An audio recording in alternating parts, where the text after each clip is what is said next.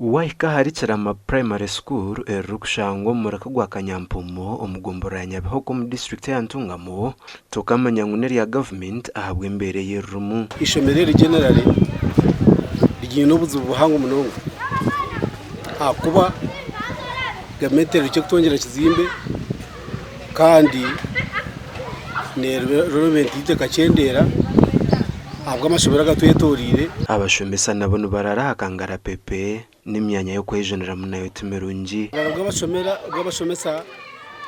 nabwo buryo mu mberambi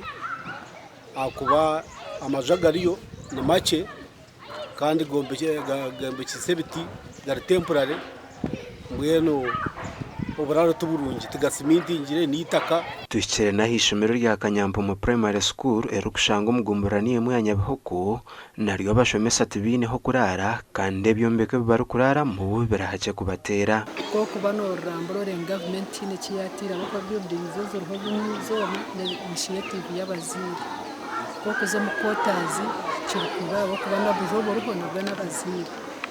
tukuza latrine bari mu zo tuzikumara mu tuce government kondoka room kamwe akandi nakabaziri so nibwo bana bakushira none mu challenges zitwine nyingi abegene bashomero mu makoko abo byombeko kuba bice umugande nkaga mu district ya Rwampara aba office of the national chairman bagumiza mu kurambura amashomero kandi bashyira hari cyakane cye primary school mu Rugando Rwampara kandi naryo ryo mu mberambi kinjire ni bice mahase bikozire ni bice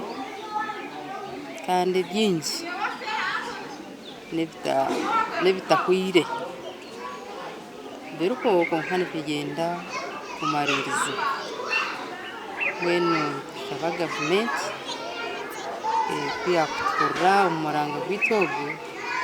ikatwongerera kwitire netereza kandi tucabamwe twongerere bakire na hari Kitunguru Primary School mu Rukino Town Council kandi kuhishomerera tanduko mu kugwara ku 15 taroho cyombeko cyone ki government eratireho aha ishomera aha kwihishomerera yo rutandika ebiruko byona nebizimbe by'abazire kazi be classes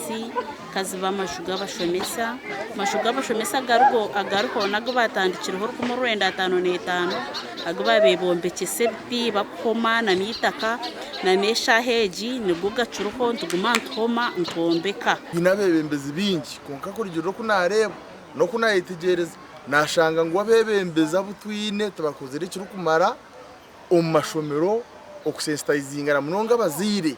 necho busasa okushanga ngo amashomero minja gutwara mboro mu Rwampara tigine toilets mentero muranga ni manyisa ba chairman LC1 na ba councillors aborengo rwa sikurangwa iko mashomerago magwana muzayo n'umushora bejabo n'umushora bashomesa abo kurembere ibarumu abo kuba babireshera bayiguru